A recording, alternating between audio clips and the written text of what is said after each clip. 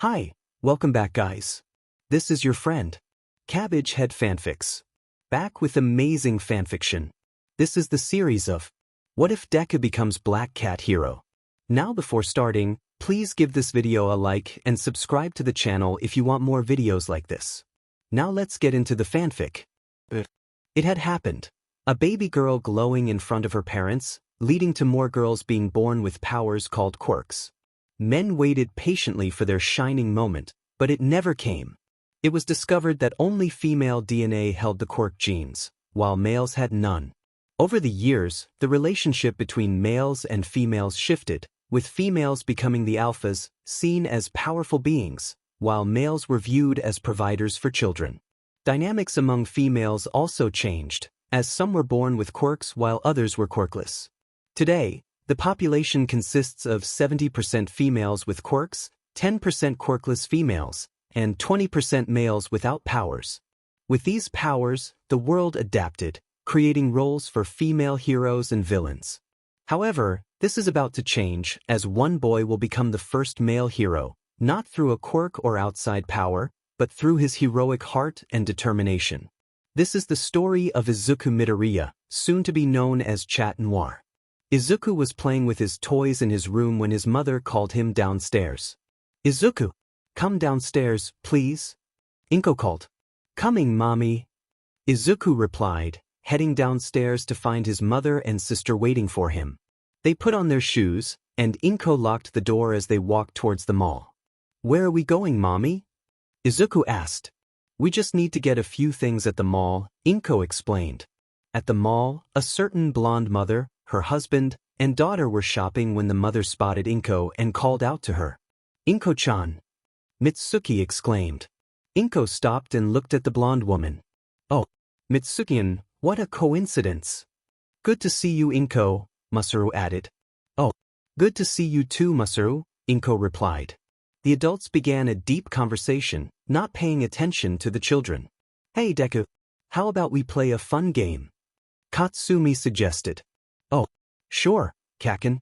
I love games. What do you have in mind?" Izuku responded eagerly. "Hide and seek. You go hide and Izumi and I will come find you," Katsumi proposed. "Okay." Izuku agreed, running off to hide. "Why did you do that?"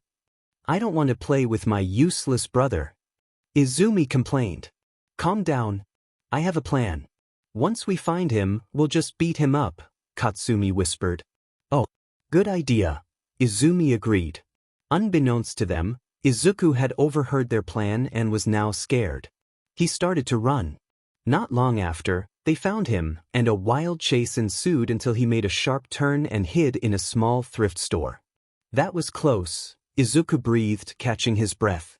He looked around the shop, which had a strange aura. There were different bottles of liquid, plants, jewelry, animal heads, books, and more odd items. As he explored, he bumped into a young lady wearing a mask. "Oh, hello there, little one. What are you doing here all alone?" she asked. Sorry, miss. I wasn't looking." Izuku stammered. "It's all right, little one. But tell me, why do you look like you were running away from a pack of wolves?" she inquired.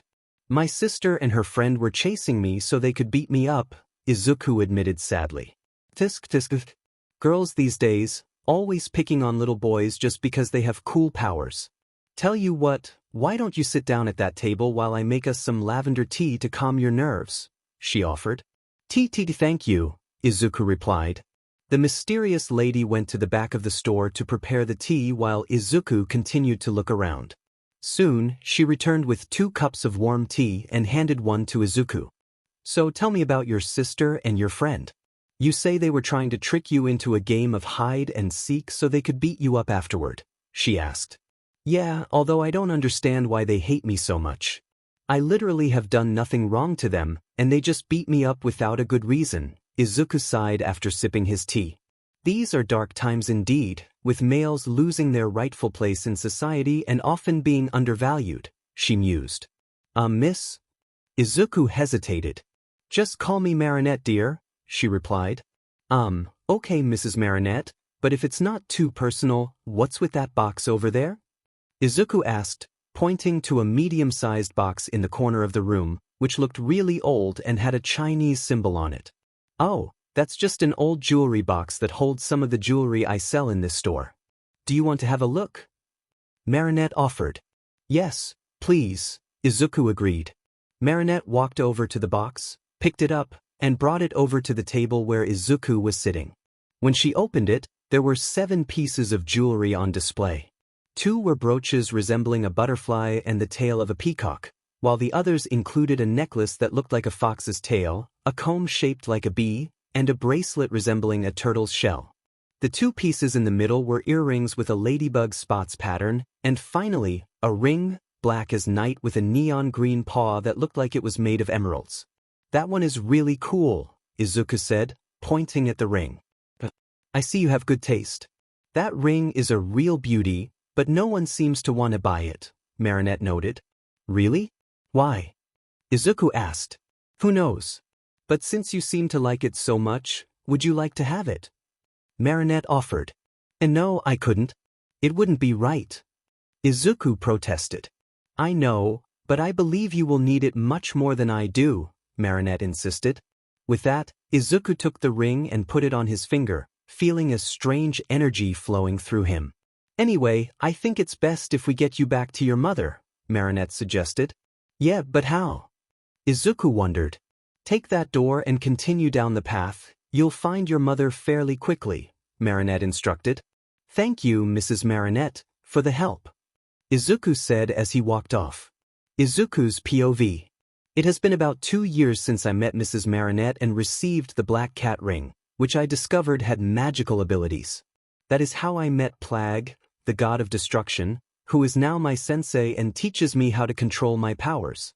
The first time I used my power, I accidentally scratched my kindergarten classmates' faces, leaving them with permanent scars.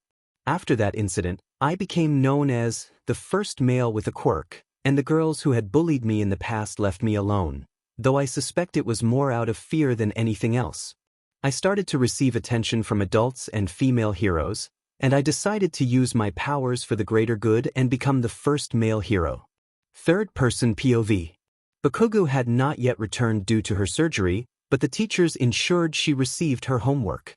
Meanwhile, Izuku was no longer the target of bullies. He had begun defending other boys who were being targeted, revealing a side of himself that had long been dormant. Under Plague's guidance, Izuku trained to move faster, hit harder, and control his powers while unlocking new abilities. He learned that enduring a beating was akin to colliding with a monster truck, a lesson many bullies discovered the hard way. Izuku recently celebrated his best birthday yet. Plague gifted him a pair of headphones with cat ears, which delighted him. He woke up just before his alarm, feeling content. After getting ready, he greeted his mother, who had returned a month and a quarter ago.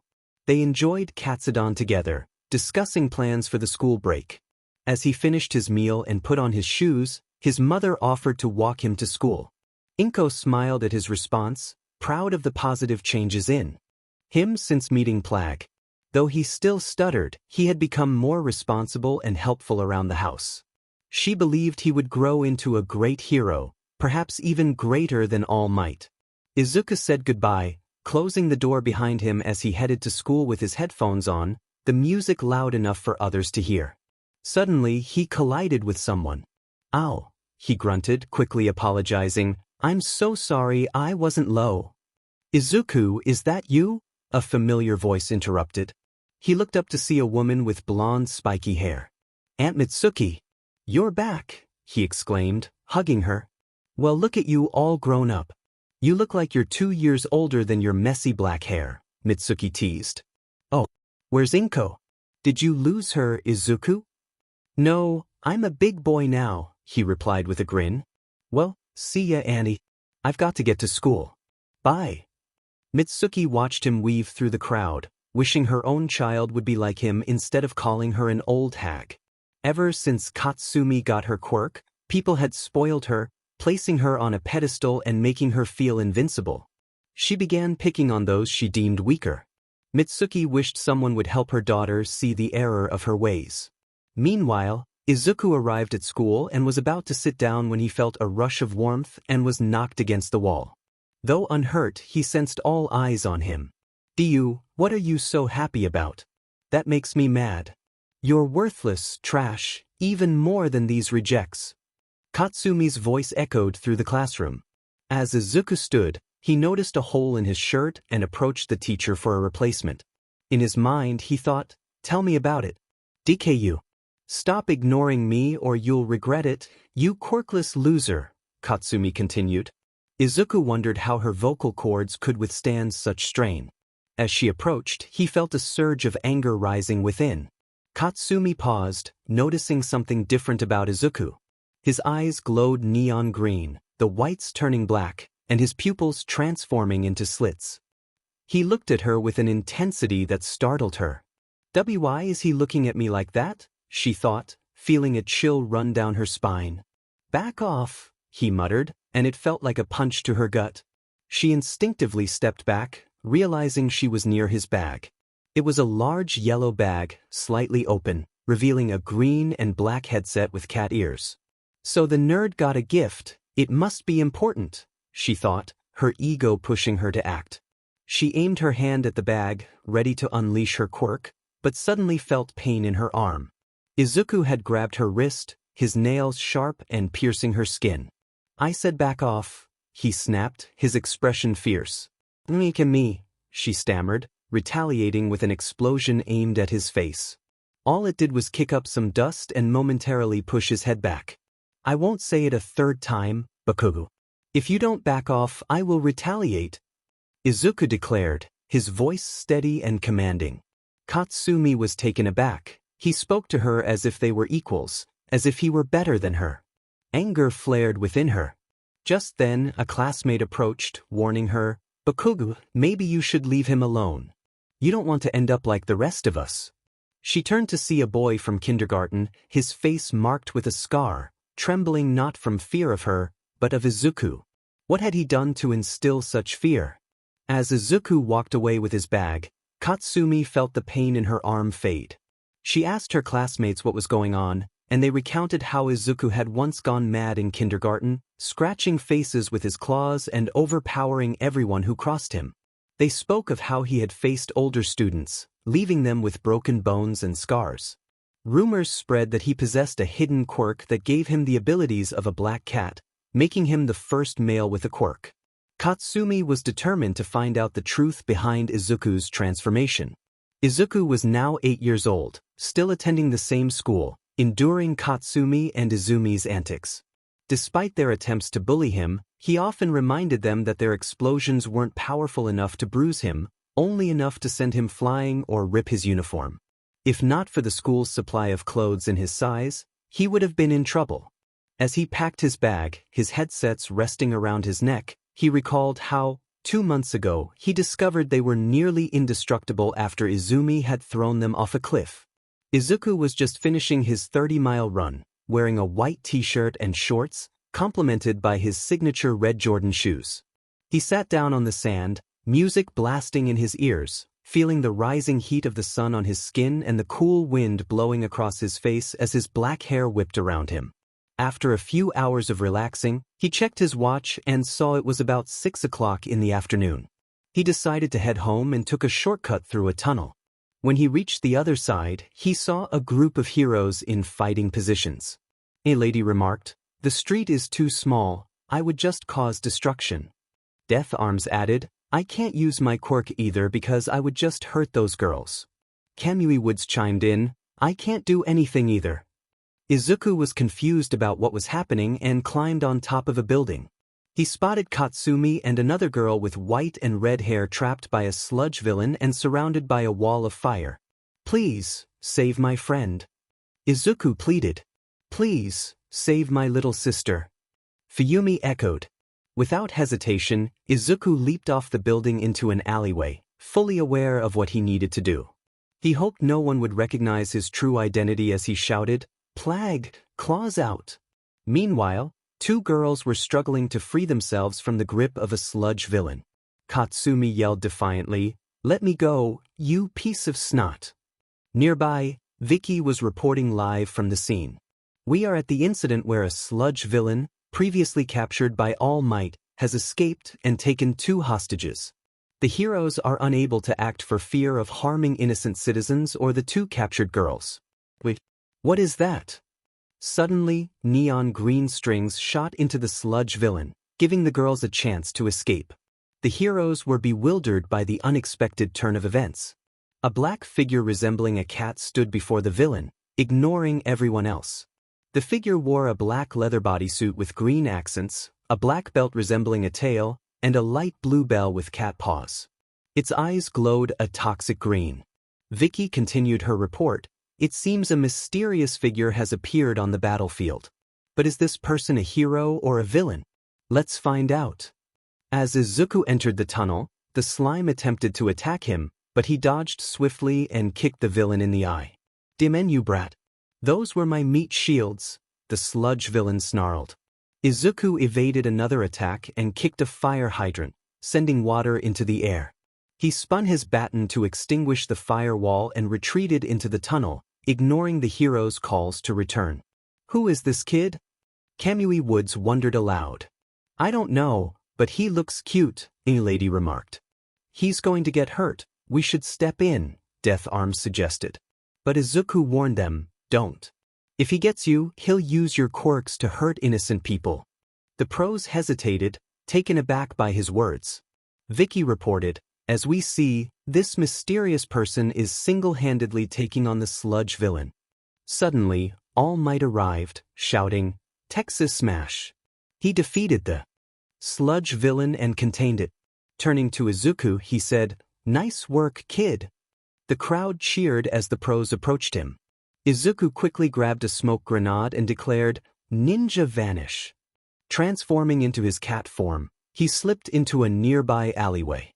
Once the coast was clear, he reverted to his original form, saying, "Claws in," and headed home.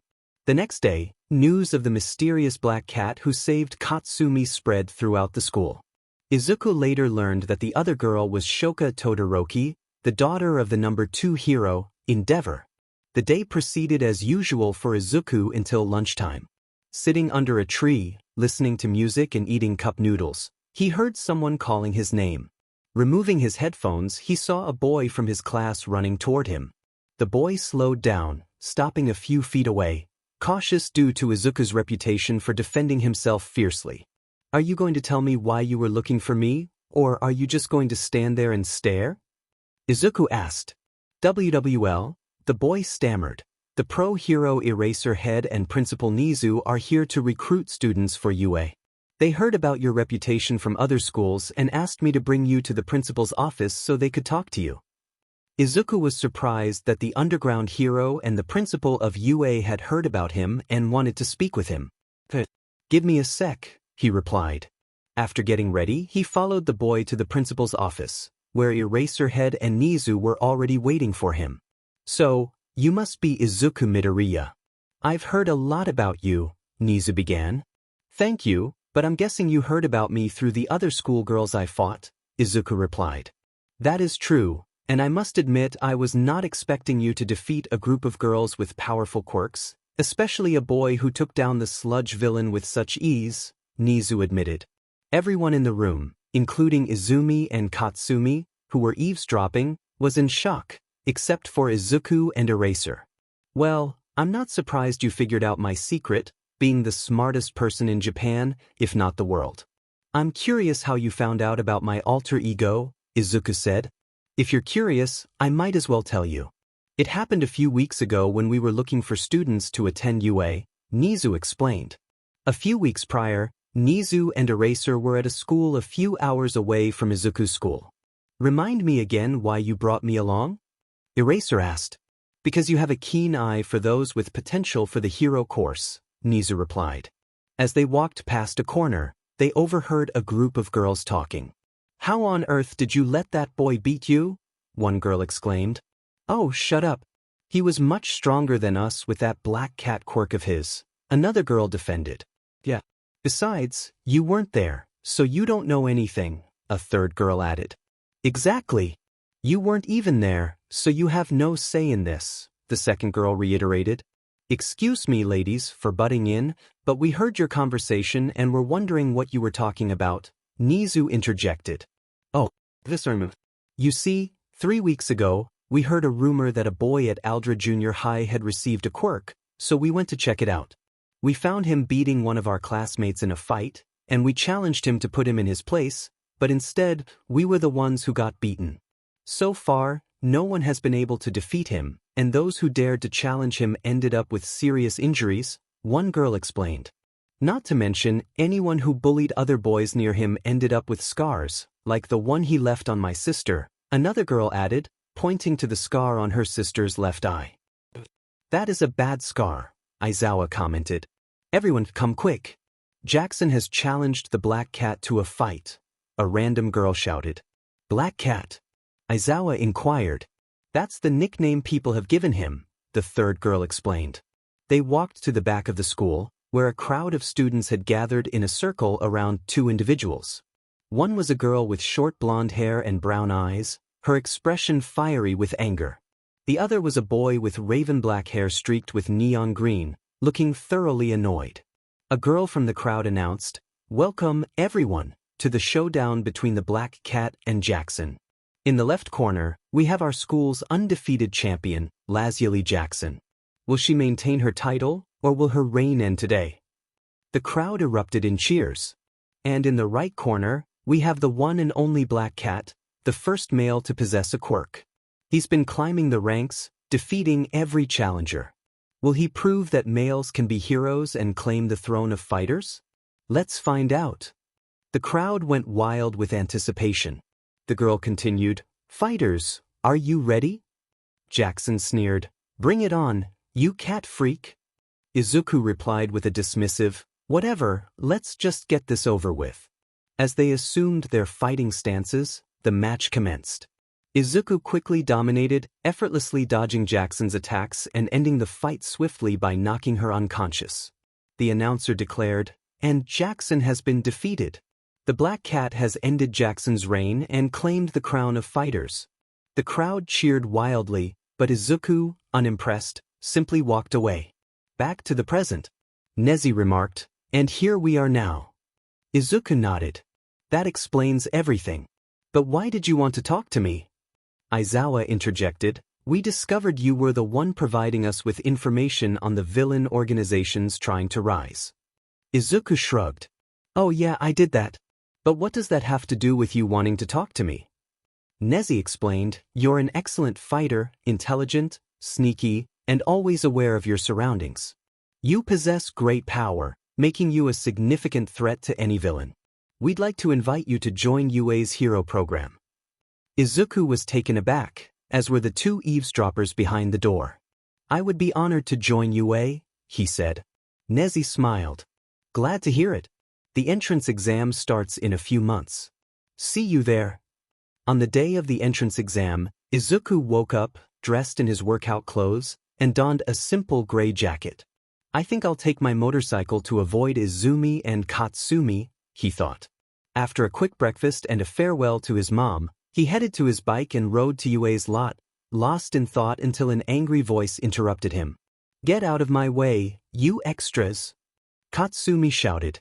Izuku sidestepped and continued on his way, noticing girls giggling and whispering about him, some commenting on his looks. Suddenly, he saw a girl trip and rushed to catch her. "Careful! Wouldn't want you to get bad luck for tripping on the exam," he said, taking in her brown bob-cut hair and cheerful demeanor. "Thank you, I'm Achiko Uraraka," she replied. "I'm Izuku Midorya, but you can call me Deku. We better get going or we'll be late," he said, and they walked into the exam hall together. Izuku chose a seat far from Katsumi and Izumi. "Hello, ladies," a voice boomed. It was Present Mike. "It's great to see you here. Let's get started, shall we?"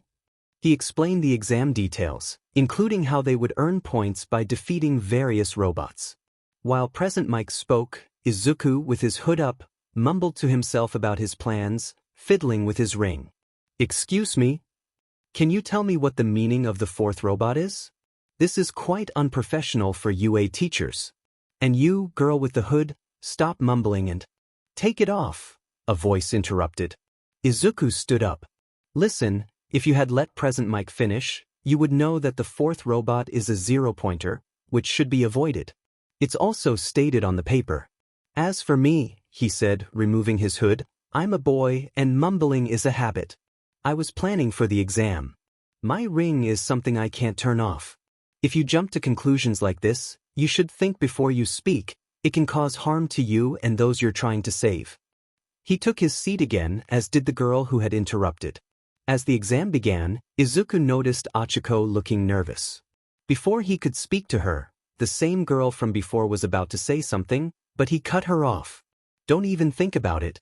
The girl with brown hair looks nervous, and I was going to comfort her, so don't stop me. Hey, Achiko, he said, approaching her. I know you're nervous, I am too.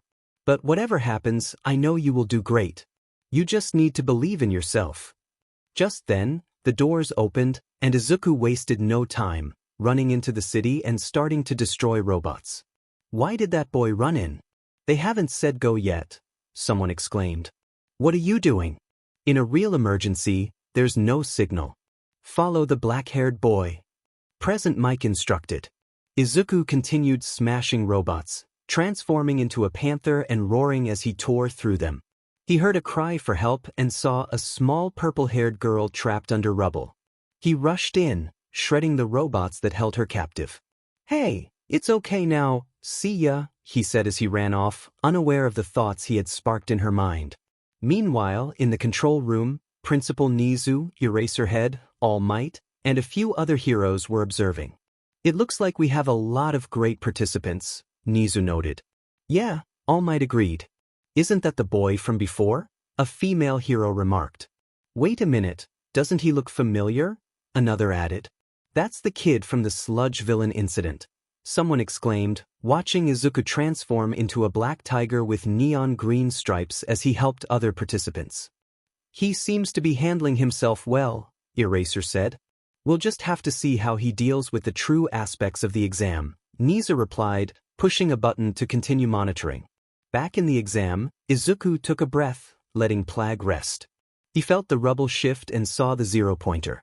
Everyone was running away, but when he heard a cry for help, he turned to see Achiko trapped. Without hesitation he yelled, Plague, claws out. In an instant, he was in his hero suit, racing toward her.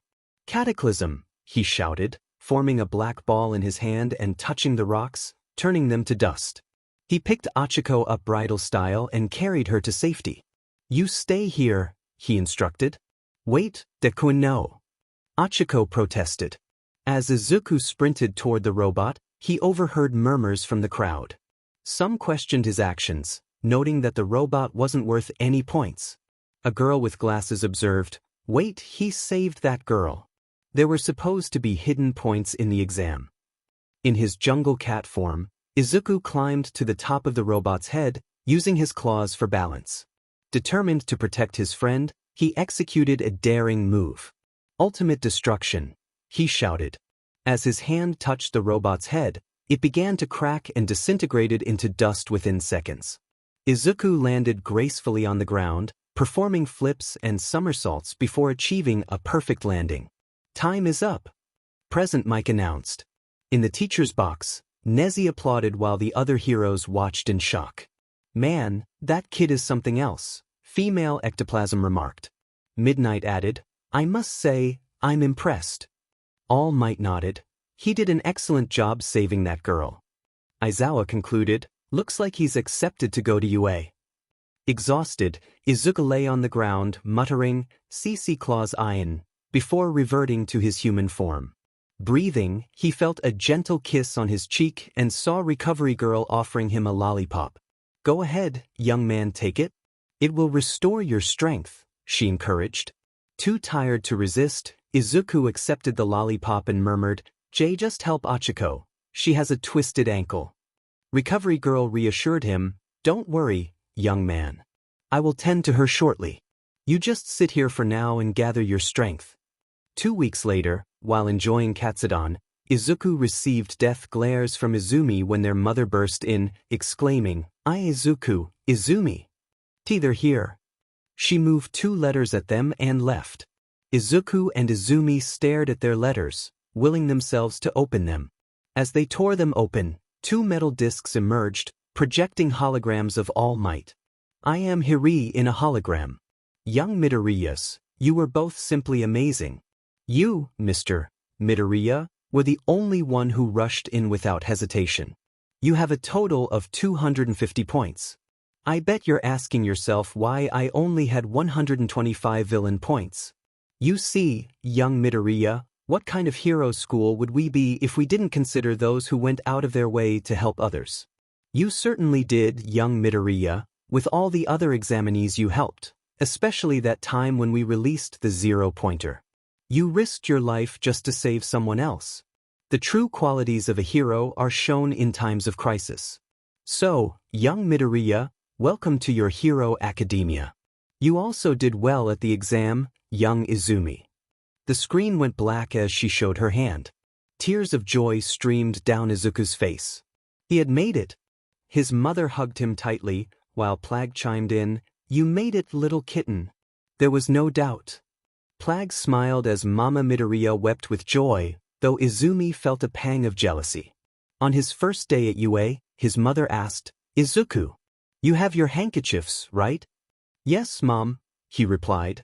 As he opened the door, he looked back at her and said, "Don't worry, Mom, I'll be fine." With that, he left his smiling mother and walked to you, listening to his music. Searching UA High's 3rd floor for Class 1A, he bumped into a blonde girl. "Oh, I'm really sorry. I wasn't looking where I was going." "Nah, it's okay, everyone makes mistakes." "Oh wait, you're that boy who got 125 rescue points along with 125 villain points, aren't you?" she replied. "Yeah, that's me." "Izuku Midorya," he said, extending his hand for a handshake, which Mona Nito accepted. They chatted about heroes and their tests, and when they reached Class 1B, Izuku asked where 1A was. Mona pointed ahead. There was no animosity in her eyes or voice. She believed Midoriya earned it, admiring his humility and wishing to be friends with someone like him. However, she still planned to give Class 1A a hard time. Izuku opened the door to see Katsumi and the glasses girl with engines arguing. "Take your feet off the desk. It's highly unwelcoming for a hero at UA," the girl exclaimed. "Huh? Calm down," Katsumi retorted. "Such harsh words. I think we got off on the wrong foot." "Hi. My name is Tina, and I am from semi-private school." Tina introduced herself. "So you're from a private school?" "Big whoop. I don't care where you're from. Annoy me again, and I'll take care of you." Katsumi shot back. "You'll take care of me?" "How unheard of for a hero," Tina replied. Izuku walked over to Katsumi's desk and slammed his hand down. "I would advise you to shut up, Katsumi, before I scratch your eyeballs out," he warned. "Oh my goodness, it's that boy from the news," someone exclaimed. Izuku turned to see a pink girl with sharp teeth approaching. "Hi. I'm Mina Ishido and this is Eva Kirishima. We have to say that was awesome with your transformations and how you took that villain down," Mina said. "Huh, I see," Izuku replied. "Oh, right, you're the one from my section of the exam, and I have to apologize for how I reacted to you," Tina added. "It's fine," Izuku assured her. "Also, you were able to see something else in the exam, so you were more skilled than me," Tina acknowledged. "Actually, I didn't know about the rescue points. I just saw someone in trouble and went to save them, nothing else, nothing more," Izuku explained. "I see," Tina responded. "We should get to our seats. The teacher is here," Izuku suggested. He dashed to the seat nearest to the window, one seat behind Katsumi. He watched as a woman dressed in black with a scarf around her neck entered, sipping some juice. "Only one of you noticed my arrival, and it took you 8 seconds to follow him. My name is Shoya Aizawa, your homeroom teacher, and this is the hero course," Shoya announced. "What is up with her?" the students wondered. "It's not much, but here are some gym clothes. Change into them and meet me outside," Shoya instructed. Everyone changed and gathered outside. "Okay, you will be doing a quirk test," Shoya declared. "What about orientation?" Achiko asked. "We don't have all the time in the world for that stuff." "Bakugou, what was your score at your school with no quirk?" Shoya inquired. "Like 64 meters or whatever," Katsumi replied. Shoya tossed a ball to her. "Throw this with your quirk," she instructed. Katsumi stepped up to the circle and used her quirk. Here goes, she exclaimed. Everyone except Izuku was amazed. Whoa, they gasped. Sigh, same old Bakugou, Izuku thought. Know your limits. The score said 705.2 meters, Shoya announced. Wow, what a score. We get to use our quirks? Cool.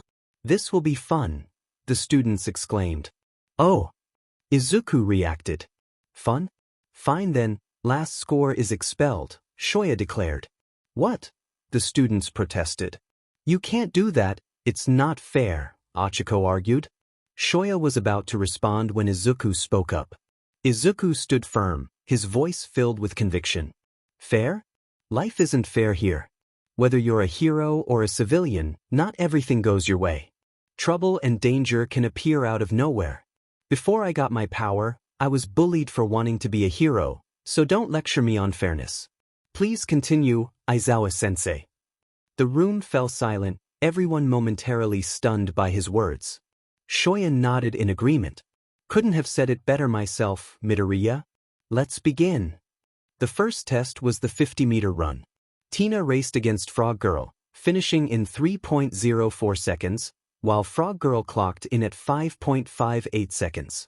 Achiko competed against a girl with a tail, finishing in 7.15 seconds, while the tail girl managed 5.49 seconds. A girl with sparkles around her used her navel laser, achieving 5.51 seconds, but Mina outpaced her. Bakugou and Midorya, you're next, Shoya announced. Katsumi smirked. Get ready to eat dirt, Deku. Izuku replied confidently, we'll see. Transforming into a cheetah, Izuku prepared himself. Katsumi thought, well, this will a-ck. Go! Shoya shouted. They raced, with Katsumi finishing in 4.13 seconds, but Izuku's cheetah speed narrowly beat her. The crowd gasped in awe. Whoa! For the grip strength test, a girl with 3 sets of arms and a mask achieved 540.0 kilograms. Mina was impressed. Wow! You must be strong. A purple-haired girl chimed in. Octopuses are impressive. A loud crunch drew their attention to Midorya, who had broken the grip strength tester. Izuku shrugged sheepishly. Oops. Mina commented, well, he seems stronger. During the standing long jump, Izuku used his cougar form to leap higher than most. In the repeated side steps, the purple-haired girl and Izuku, in his cheetah form, tied as she bounced off the walls while he moved swiftly. Izuku excelled in sit-ups and push-ups in his human form, thanks to his high stamina. In the seated toe touch, he was flexible enough to be close to Mina. During the distance run, Izuku, in his cheetah form, and Tina were neck and neck until she tired out. For the ball throw, Achiko achieved infinity. Midorya, you're next, Shoya called. Izuku approached the ring, sensing danger. He transformed into a black cat, dodging the scarf.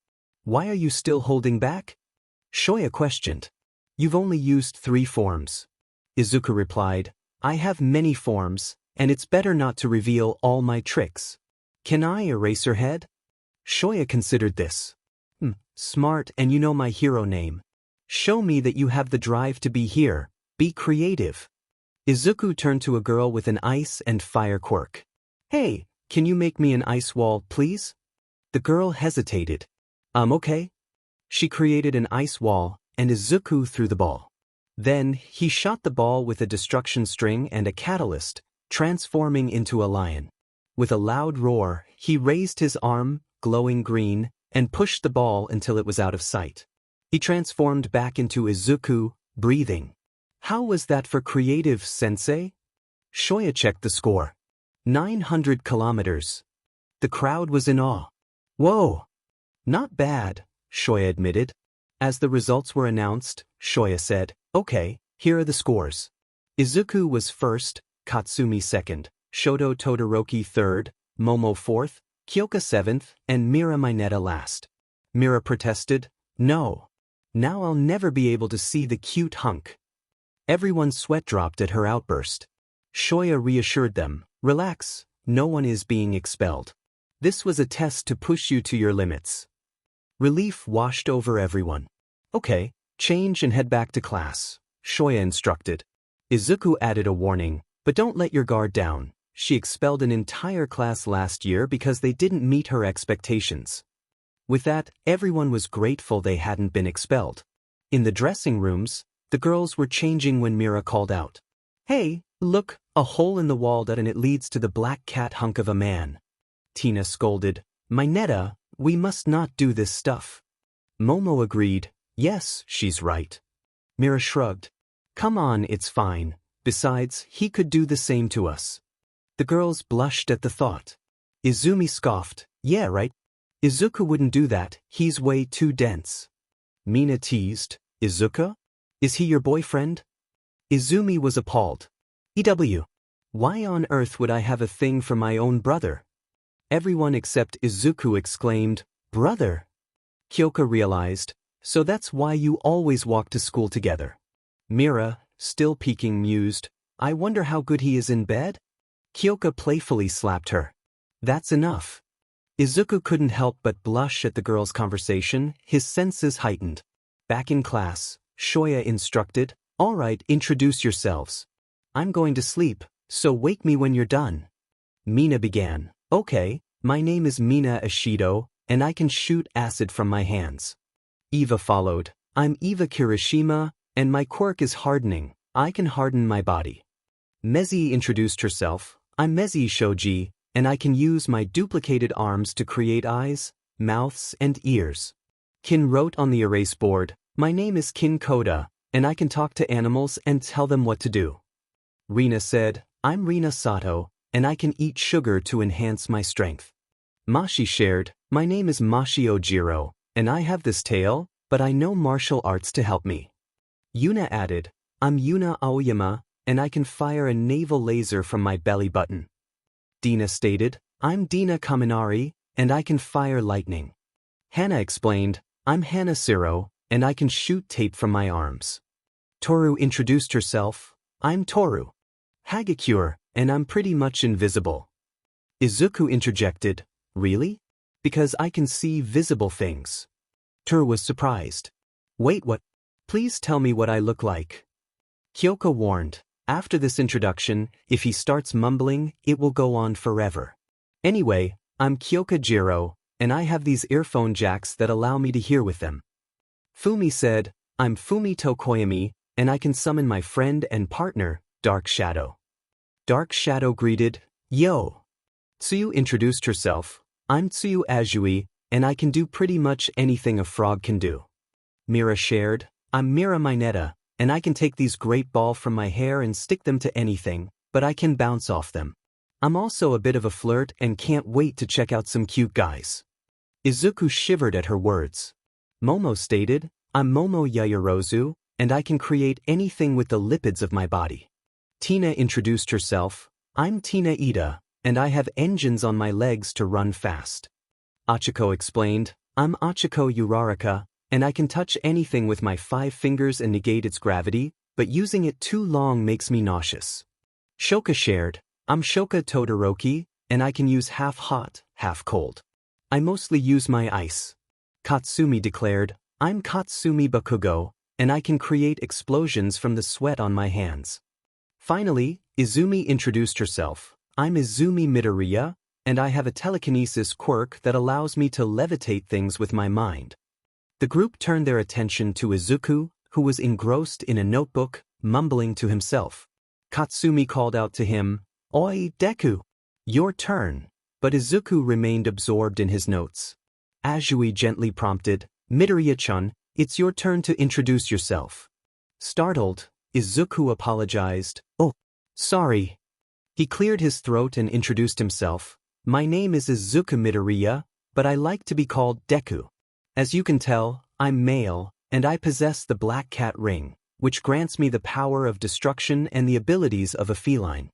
Toru, intrigued, asked, that's cool, but could you tell me how you can see me? And what do I look like? Izuku explained, since the ring bonded with me, it has enhanced my body to be faster, stronger, and smarter than most. It also heightened my senses, so I can see invisible things. Here's a hologram of you. Toru beamed, I look so pretty. Thanks. I always wanted to know what I look like. Izuku replied, no problem. Shiro inquired about Izuku's notebook, to which he responded, oh, I was analyzing your quirks when we were outside and writing down more information from our introductions.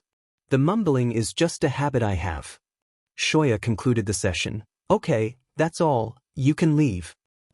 Midoriya, wait for a second. I need to talk to you in private.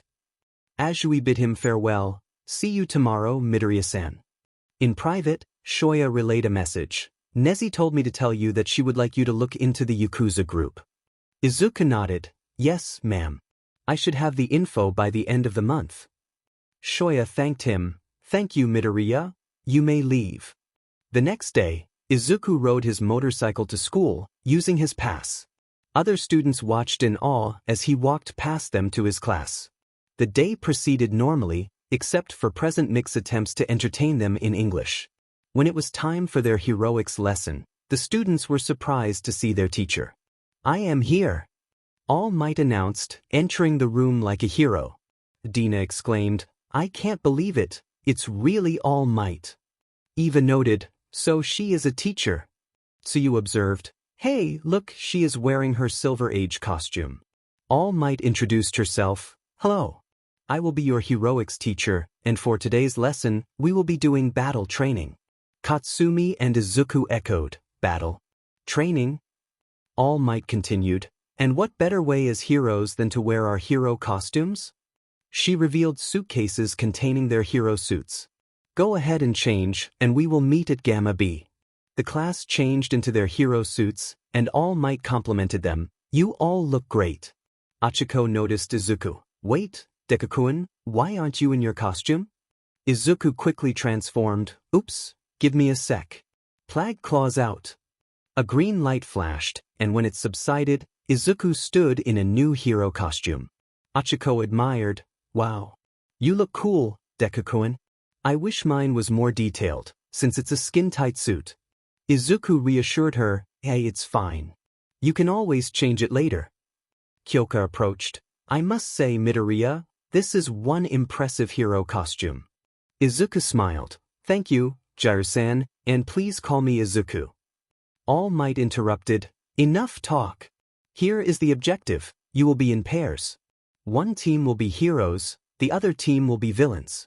The villain team must protect the bomb from the heroes, and if the heroes touch the bomb, they'll win. Now let's get you in teams. Tina questioned the grouping method. How will we be grouped? All Might replied, by pulling slots. Tina protested. Why, ma'am, that doesn't seem logical. Izuku interjected. Seriously, are you an idiot or what? Tina was taken aback. Midoriya? Izuku explained, the reason she is doing this will help us in the future. Let's just say that you are teamed up with someone you barely know, and you have to work with them without knowing anything about their quirk or experience. So this will help us learn how to adapt. Tina understood. I see, apologies for interrupting, All Might Sensei. All Might continued, that is all right, young Ida. Now let's begin with the lesson. Izuku and Kyoka are on the same team as heroes, while Izumi and Katsumi are the villains. She announced, all right, Team A are the heroes, while Team D are the villains. Izuku acknowledged, guess we are a team, Kyoka-san. Kyoka agreed, guess so? All Might instructed, all right, Katsumi and Izumi, go hide the bomb. Hero team, get your plan into action. Kyoka asked, you ready, Midoriya? Izuku sighed. Kyoka noticed, you okay, Midoriya? Izuku expressed his concern, listen, Kyoka, I don't want you to get hurt, but knowing Bakugou, she's going to come after me.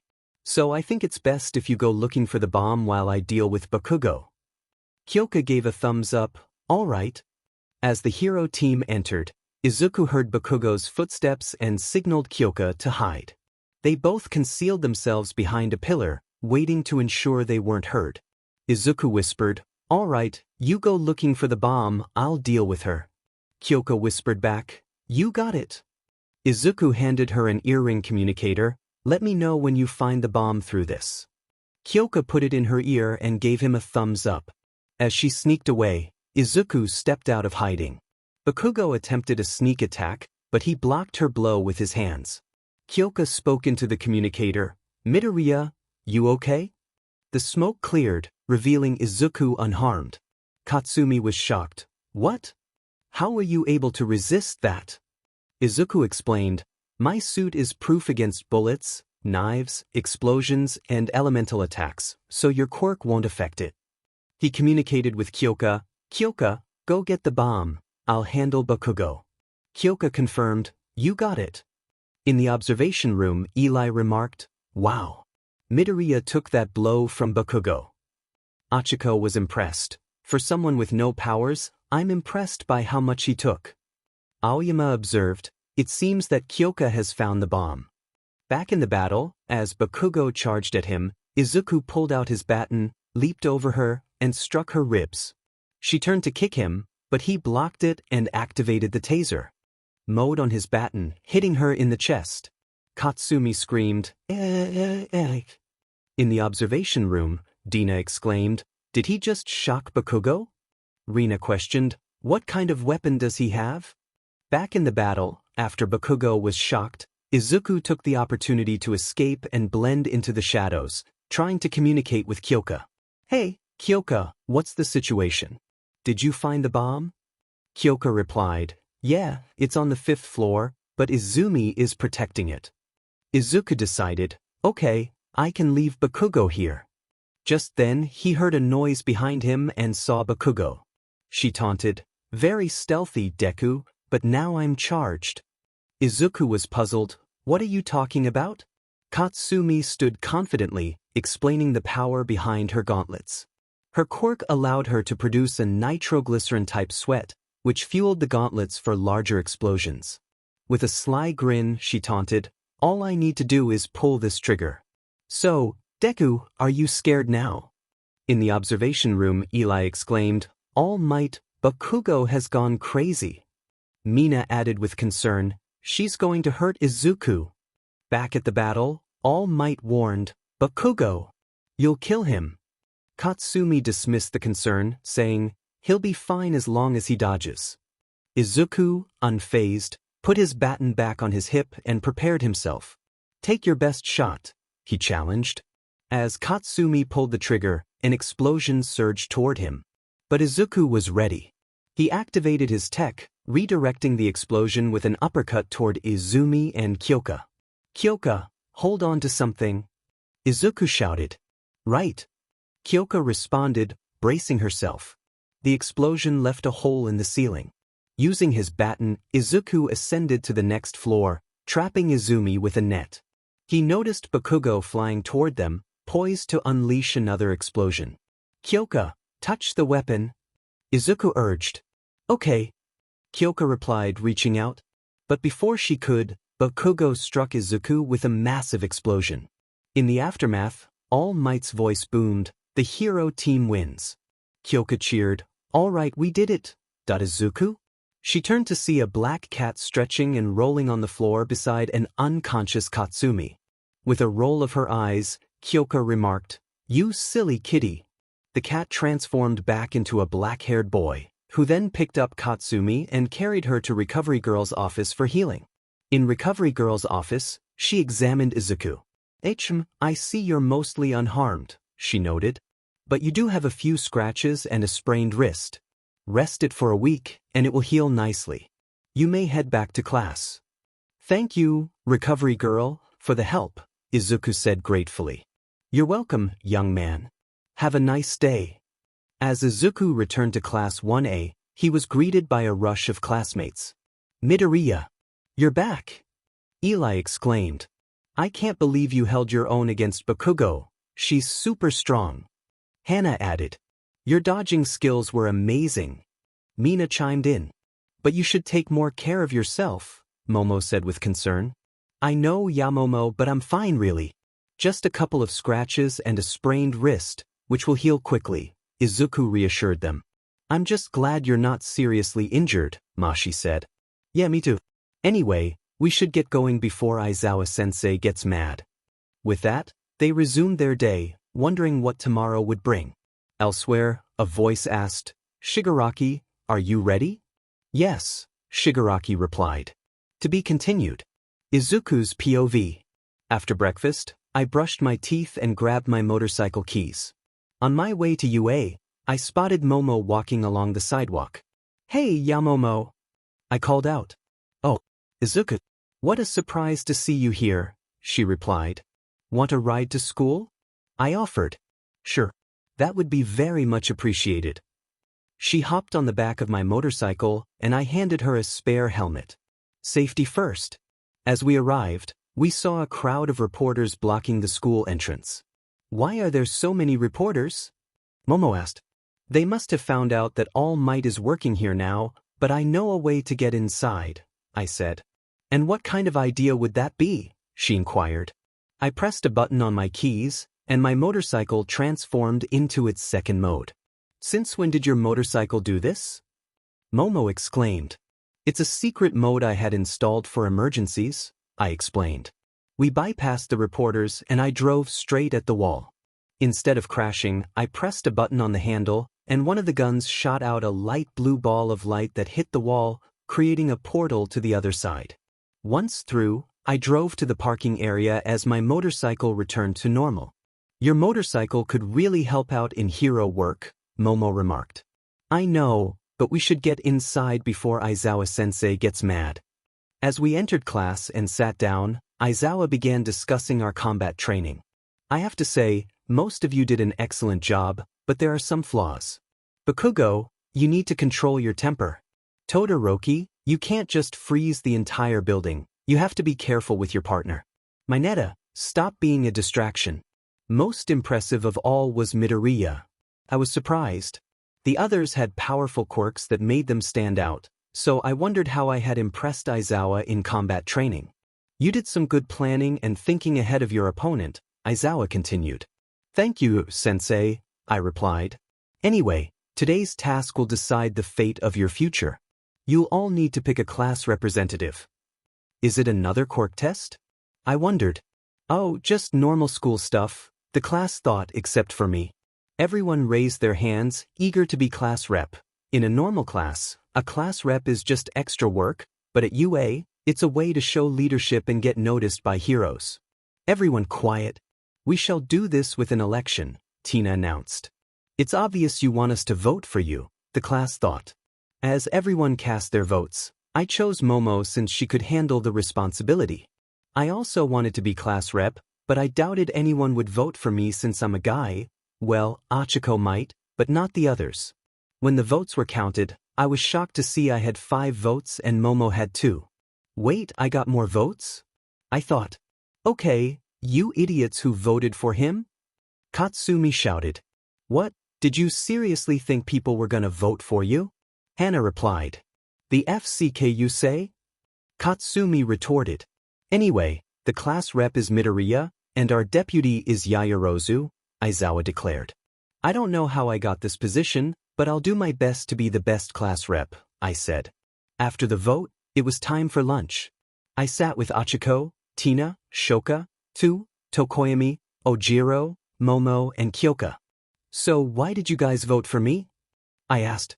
Well, the way you acted in combat training made us think you could actually lead a team, Achiko explained. Yeah, when I saw you telling me to go, it was exactly how a leader would act, Kyoka added. Who knows, maybe after we graduate, we can form teams of our own, Ojiro suggested. Yeah, though Tina, with the engines on your legs and your costume, you don't happen to be the sister of the pro-hero Ingenium? I asked. Well, it's actually true, she is my sister. How did you figure that out? Tina replied. Well, the way you move and how you look similar to him, I simply put the pieces together, I said. Wow. I didn't know you were good at solving that, Tina said. Midorya had earned the title of the world's greatest detective among his classmates. Yuna mentioned how he had helped her realize that her navel laser worked on body fat, similar to MDM. Yaoyorozu. Ojiro chimed in, sharing how Midorya had assisted him in expanding his martial arts repertoire. However, their conversation was abruptly interrupted by an alarm in the cafeteria, causing panic among the students. Ojiro noticed someone accidentally hit Kyoka and moved to protect her. Amidst the chaos, Izuku quickly assessed the situation with his enhanced vision and realized that reporters had infiltrated the building. He called for Momo to create a microphone and for Kyoka to connect it to the cafeteria's speaker system. Once everything was set up, Izuku addressed the crowd, urging them to calm down as there was no villain attack, just a breach by reporters. His words soothed the panic, and the students resumed their activities. Kyoka praised Midoriya for his quick thinking, and Tina remarked that choosing him as class representative was a wise decision. As they prepared to return to class, Izuku pondered how the reporters had gained entry. Aizawa commended him for his actions and dismissed the class, reminding them to be ready for the next day's hero training. Determined to investigate further, Izuku left to examine the breach point. He suspected a villain had used their quirk to disintegrate the wall. As he walked, he accidentally bumped into Midnight, who recognized him as the first male with a quirk at UA. Izuku explained his findings, and Midnight agreed to inform the other heroes while Izuku planned to report to Principal Nezi. In Principal Nezi's office, Izuku shared his suspicions about the disintegrated wall and the potential threat. Nezi took his concerns seriously and promised to arrange for pro heroes to provide backup during the upcoming USJ event. Later, as Izuku prepared for the next day, he packed extra supplies, anticipating a long day ahead. Meanwhile, elsewhere, Shigaraki confirmed that everything was ready for their plan to bring down the symbol of peace. The following day, as Aizawa briefed the class on their rescue training at the USJ, Izuku's motorcycle caught everyone's attention.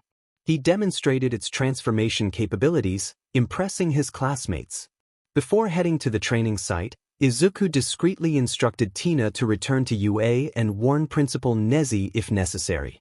Upon arrival at the USJ, the class was greeted by the space hero. However, their excitement was short-lived as a portal opened and real villains emerged.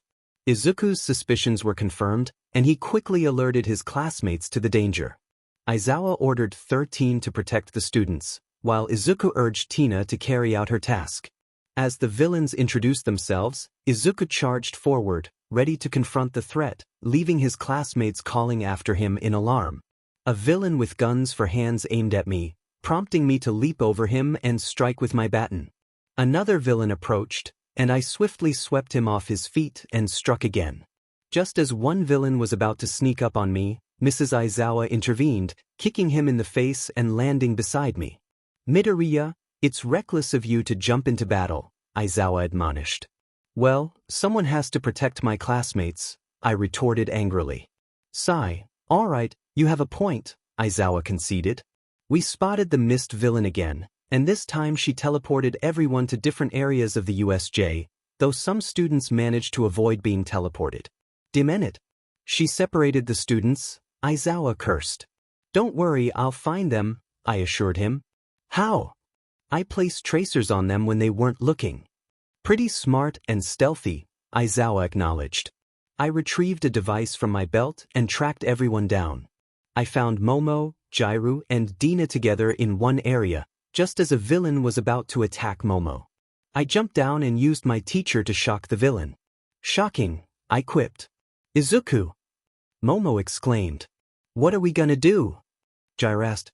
"This is different from combat training," Dina added. "Listen guys. Yes, this is different from combat training, and there are real villains, but we can't just stand around doing nothing. This is our chance to prove we can handle these situations, that we're not just heroes in training, but unstoppable. Once these guys are down, head towards the entrance of the USJ, that's our way out." "Where are you going?" Dina asked. "I have to make sure no one gets left behind. We can't leave without the entire class." "All right, good luck," Jairu said. As I continued searching for my classmates and ensuring their safety, I noticed the mist woman bringing something out of the portal. A giant bird-like creature. "What the hell is that thing?" I saw Mrs. Aizawa rushing in to fight the creature, buying time for my class and me to reach the exit. But as we ran, I noticed Mrs. Aizawa in a puddle of blood, injured by the creature. "Meet the anti-symbol of peace, Nomu," Shigaraki announced. As the Nomu was about to grab Mrs. Aizawa, I shot one of my destruction strings into its arm, and it slowly began to turn to ash. This gave me enough time to pull Aizawa to Momo. "Momo, make bandages and help Aizawa." I'll deal with the Nomu. That's suicide, Ojiro shouted. But before anyone could say anything else, I ran off without stopping. Ichichichaha. Good luck, you foolish boy. Nomu has regeneration and was made to kill All Might. Before Shigaraki could finish, I was already at the creature and used my ultimate move. Ultimate destruction. In the blink of an eye, the creature was reduced to dust, and the woman began screaming in frustration. No! You cheater! Nomu was supposed to kill All Might. You cheated! No fair! Shigaraki yelled. Tina! Everyone! I brought reinforcements. I turned to see Tina with the UA staff and smiled. Perfect timing, Tina. Kurogiri, we have to retreat. Fine, but this isn't over, All Might. You will die one day and you. Boy in the black suit. I don't know how you managed to defeat Nomu, it was the same level as All Might. What is your quirk? I chuckled. That is for me to know and you to find out. As the villains retreated, I felt a strange sensation of being watched. When I looked up, I saw a figure on the ceiling of a man in white robes blowing in the wind. You coming, Midorya? Mezi called. Why yeah, I'll be there in a minute.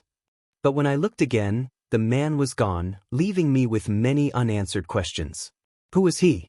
Was he another villain? Why was he just staring at me? Midorya, come on. The bus is about to leave. Eva urged. Yeah, coming. As we all boarded the bus and headed back to school, I couldn't shake the mysterious man from my mind. I knew I had to focus, but every time I went outside, I felt that strange sensation again, as if someone was watching me. I would have to be more careful from now on and wait to see what happened next. After the USJ incident, we were given a week off from school, but I kept my guard up. I had a strange feeling that something was off, but I couldn't quite place it. Once we returned to school, I found myself staring out the window, lost in thoughts about that mysterious man. Hey, Midorya, Eva called out. Hey, Kiri, I replied. It was impressive what you did at the USJ, she said. Rina chimed in. She's right. When the villains attacked, we were scared, but you showed no fear. Yeah, I guess I don't get scared that easily nowadays, I admitted. Just then, the door opened, revealing Aizawa-sensei, wrapped in bandages. Mrs. Aizawa, the class exclaimed in unison. Yes, I'm back and I'm okay, he replied. Looks like we'll never get a substitute, I joked, and the class laughed, earning a small smirk from Aizawa. Anyway, I want to inform you all that the annual sports festival is coming up. Sports festival, the class erupted. The sports festival was similar to the Olympics but with a twist. 3 challenges, and the final one was always a quirk battle. Before anything else, you must have your parents fill out this form, Aizawa instructed. As we tried to exit for lunch, we found students from other classes blocking our way. Excuse me, why are you blocking us? Tina asked. So you are the students that fought villains? You don't seem like much, one of them sneered. A girl with purple hair, resembling Eraserhead, stood at the front. The name is Hitomi Shinso, and we are here to declare war on you. The reason? There's a way for general education students to get into the heroic course, and it's by winning the sports festival. Good luck with that. Izumi scoffed. Do you seriously think you extras can win and get in? I'll blow your face off. Katsumi added. Not very heroic, Shinso retorted. Girls, let's not start a fight, Tsuyu suggested. Hey, you must be the class of scum that thinks they're better than us, another student shouted. This time, a silver-haired girl who looked like a clone of Kirishima stepped forward. The name is Tessa Tetsu, and I'm from Class 1B of the heroic class. Our class will beat you all. Hey, we don't think we're better than you. What's with all this hate? Eva replied. Don't even try to stop us. We're going to win, and there's nothing you or anyone else can do to stop us from getting into the hero course, Shinso declared. Yeah. Even if you do beat us, we can just as easily win against those villains and be popular, Tessa added. The temperature suddenly plummeted, and all eyes turned to Shoka, suspecting she was using her quirk. However, when they glanced at Izuku, they noticed his eyes had shifted from their usual soft emerald green to a cold amethyst purple, exuding a menacing aura. Before anyone could respond, another boy with dark skin appeared, floating beside him, resembling a cat-like creature. "You are fools, young mortals," the boy declared. "Do you really think you could win? Do you see this as some sort of game?" He continued, "They didn't ask to be thrown into a villain fight, but it happened because the villains wanted All Might dead. They could have died if it weren't for their teacher and their own efforts. And my little kitten here," he gestured to Izuku, now calm, risked his life to save his classmates. "They are all students training to be heroes. But my question for you is, what is your reason for wanting to be heroes? Money? Fame? Glory? To be the best? That shouldn't be your top priority. You should be focusing on saving the lives of others. That's what's important. So don't tell me you could have done better when you weren't there." As the boy finished speaking, he transformed into a ball of green light and was absorbed back into Izuku's ring. "Consider yourselves lucky. If he had his way, he would have turned all of you to dust. Now, if you'll excuse us, some of us aren't in a good mood when we're hungry, so could you please move aside?" Izuku requested, and the students quickly stepped back, not wanting to provoke him further. "As for your war declaration, we accept it with honor. We will show the world that we are the next generation of heroes, and that should apply to all of us when we go out there. Also, Shinso, with that frail body, you won't get far in the festival, so I advise you to build some muscle first. Have a nice day, ladies." The students of Class 1A fell silent before following him to lunch. Over the next 2 weeks, Class 1A trained intensely, pushing beyond their limits in preparation for the sports festival. As they got ready in their gym clothes, Shoka approached Izuku. "Midoriya," she said. "Yes, Todoroki," he replied. "You might be the strongest in the class, but I'm declaring that I'm going to beat you." Smirking, he responded, "Is that a challenge?" "Yes." "Alright, I accept it. But come at me with your full power and don't hold back." "I will win," Shoka declared confidently. Katsumi interjected, "Icy hot, what about me?" Shoka and Izuku replied in unison, "You're a stepping stone." Katsumi growled at them, but Izumi managed to calm her down as their names were called by Present Mike. "Let's go and show what Class 1A is made of," Izuku encouraged, and the class responded with a unified, "Yes." As they exited the locker room and headed toward the field, they could hear the commentary of Present Mike and their teacher, Shoya Aizawa. "Ladies and gentlemen, welcome to the first year's sports festival. I am your commentator, Present Mike, and my co-host is none other than my best friend, Eraserhead," Mike announced. "Why am I here?" Shoya asked. "You are my best friend, and you keep me company," Mike replied. "I really want to be asleep right now," Shoya muttered.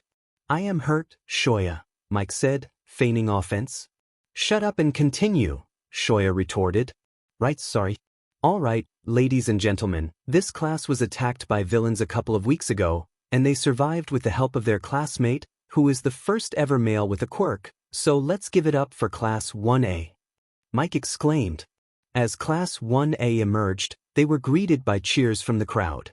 Some students felt nervous, others happy, but Izuku smirked, knowing he truly belonged in the hero course and was determined to prove his worth. Meanwhile, at a bar, Shigaraki spoke to a mysterious figure. "Is that boy I told you about, the monster?" he said. "I see. So Hisashi, your son has grown up fast. Make sure you keep an eye on him, Shigaraki," the mysterious figure replied. "Yes, Imstus," Shigaraki acknowledged. Back at the festival, Mike announced the next class. Now, the second class of heroes, Class 1B. They received some applause but not as much as Class 1A. "They survived a villain attack, big whoop, they are nothing compared to us," one student scoffed. "Shut up, will you?" Mona snapped. Mike continued with the introductions for classes 1C, 1D, 1E, and 1F. Some classes received cheers, but not as loud as they hoped. "Why are they not cheering us on?" one student asked.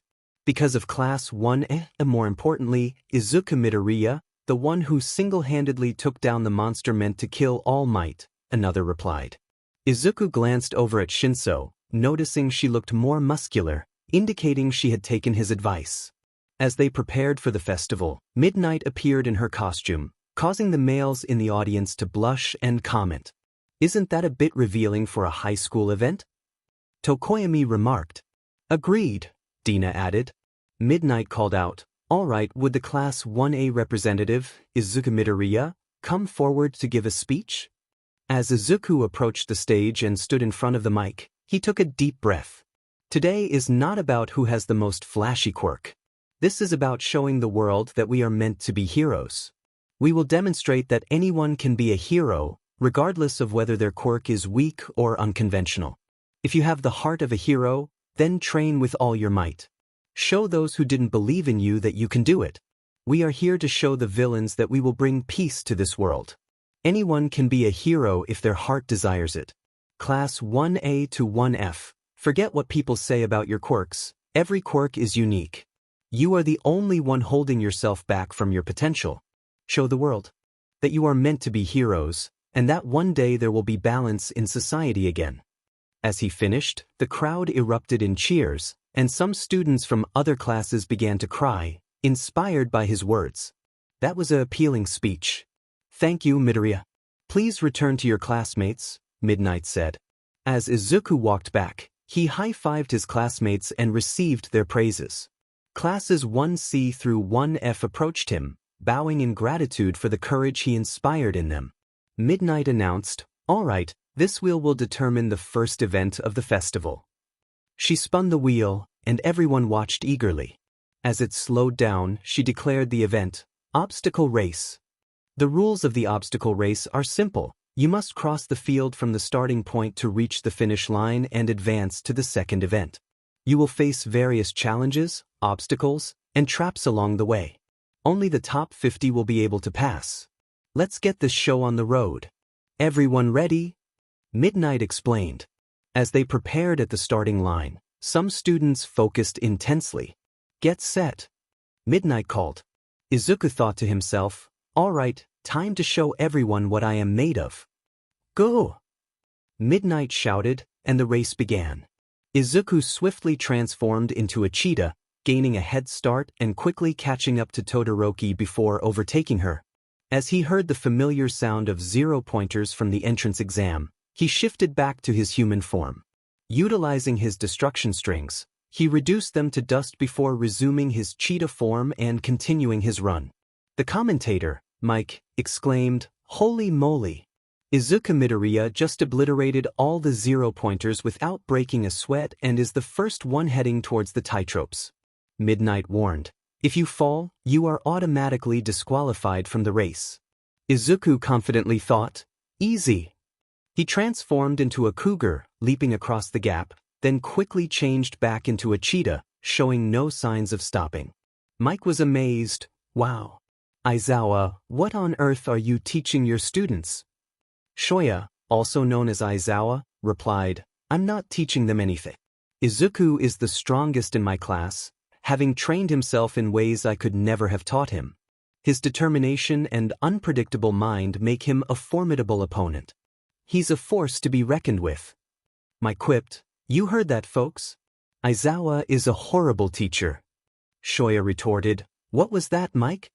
Mike quickly backtracked, Nothing, as a bead of sweat formed on his brow. As Izuku continued running, he heard explosions behind him, knowing it was Katsumi trying to catch up. He ignored it and pressed on until he encountered a large bush wall. Midnight announced, The next stage is a maze. You can do whatever you want to pass through. Izuku transformed into a black cat, climbed over the bush wall, and continued running on top of the maze until he leaped off and kept going. Midnight exclaimed, Look at that, folks! Izuku Midorya has passed the third stage, with Shoka Todoroki and Hitomi Shinso right behind him. As Izuku neared the finish line, he encountered a minefield. Using his cat senses, he deftly avoided the mines. Mike was astonished. Holy moly! Izuku Midorya is not setting off the mines. Shoka and Hitomi both realized, minefield. Midnight confirmed, that's right, the final stage is a minefield. Be careful as they pack quite a punch. Shoka cursed, damn it, Midorya figured it out. Shinso admitted. Looks like I underestimated him. As Izuku approached the finish line, he pulled out his baton and gave himself a final boost, flying through and running into the tunnel.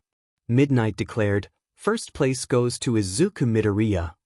The crowd erupted in cheers as Shoka secured second place and Shinso took third. The rest of the competitors trickled in one by one. Katsumi grumbled, "Damn it. Fifth place." Izumi remarked, "Sixth place, not bad." As Tina arrived with the rest of their class, they saw Izuku with some of their other classmates. Tina complimented, "Midoriya, you are fast." Izuku replied, "Thanks, Ida. I train my legs, so I have to thank the one who trained me." Ida considered, "Maybe I should ask my big sister to help me with my speed." Izuku encouraged, "Maybe." Midnight approached the podium, and a large wheel appeared behind her.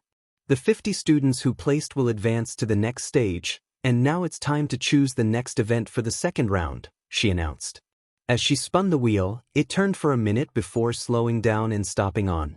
The next event is a cavalry battle. You have 10 minutes to form a team of 4. The points will be added as a group, and the first 4 groups with the highest points will advance to the next stage, Midnight explained. Izuku mused, "So, just 16, huh?"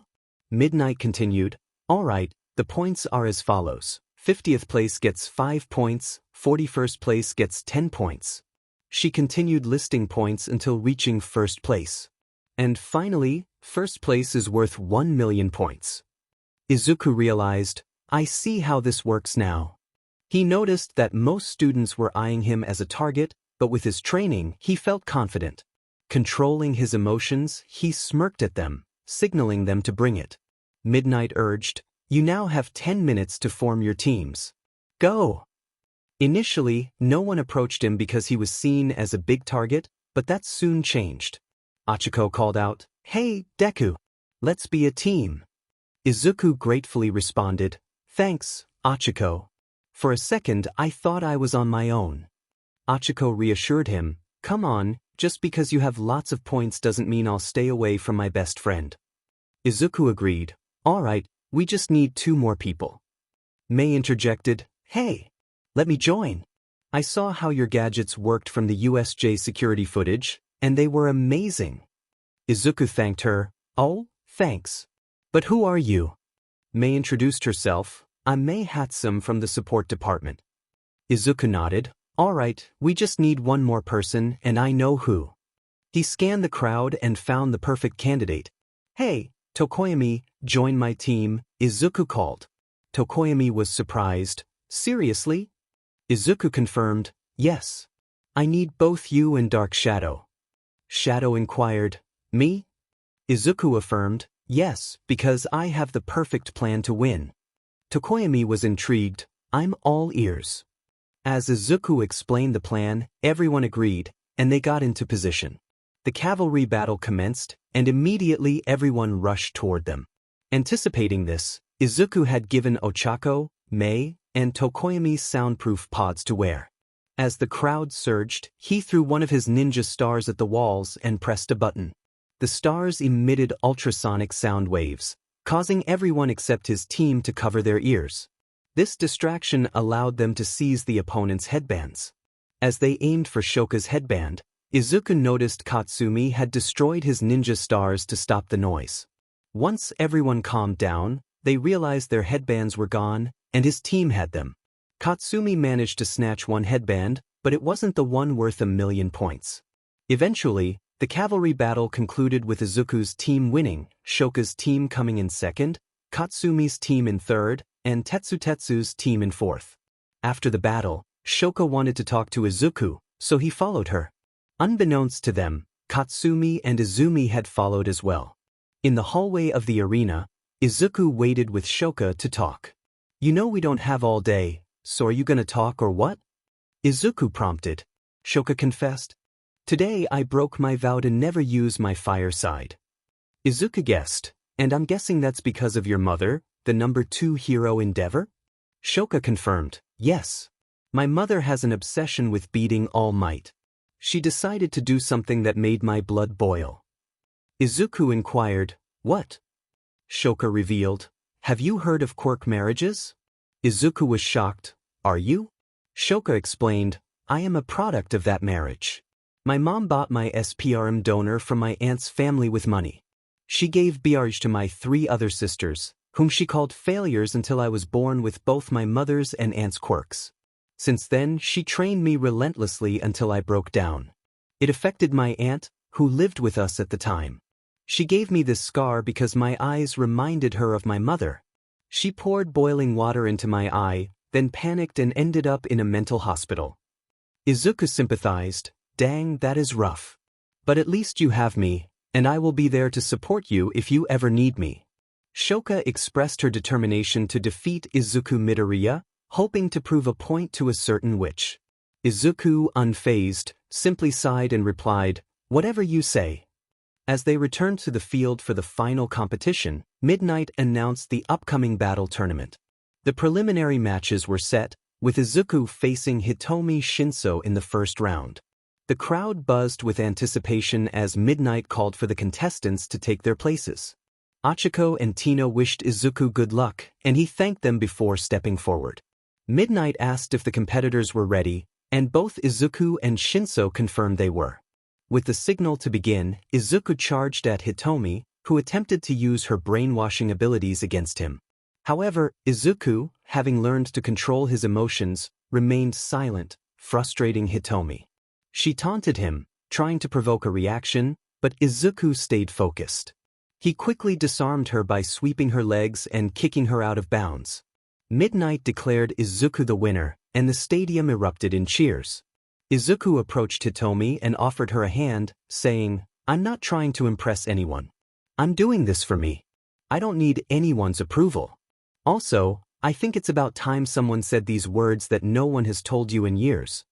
Hitomi, surprised, asked what he meant. Izuku smiled and told her, you can be a hero. Moved by his words, Hitomi began to cry, feeling a sense of hope and determination reignite within her. She silently vowed to work harder to stand by Izuku's side. As the other battles unfolded, Eva and Tessa ended in a tie, with Eva winning an arm wrestling match. Momo was disappointed after losing to Tokoyami, and Achiko's match against Katsumi was intense, though she ultimately lost. Concerned, Izuku checked on Achiko. Man, that was one crazy match, he remarked. Achiko agreed but reminded him his match with Shoko was next. Izuku assured her he just wanted to make sure she was okay, and she wished him luck. As Izuku was leaving, he overheard Achiko on the phone with her parents. She began to cry, feeling she had let them down. Izuku comforted her, insisting she was not worthless and emphasizing the importance of self-care and mental health. Achiko was grateful for his support, and Izuku left to prepare for his next match. On his way, Izuku encountered Endeavor, who demanded he make Shoka use her fire. Izuku stood his ground, declaring that Shoka was not a tool and that he intended to save her from Endeavor's influence. Endeavor was taken aback, and the air grew cold as Izuku's eyes changed color, revealing a powerful presence within him. Izuku, or rather the entity within him, warned Endeavor not to underestimate their power and vowed to protect his family. As Izuku walked away, he revealed a shocking truth. Endeavor's eldest daughter, Tuya Todoroki, was alive and now known as the villain Dabi. This revelation left Endeavor in a state of panic. Unbeknownst to Izuku, Shoka and Achiko had overheard the conversation, leaving Shoka stunned by the news about her sister. Katsumi and Izumi trailed behind Izuku, likely planning to taunt him before his match. Meanwhile, a mysterious figure watched with satisfaction, eager to meet Izuku and share his knowledge.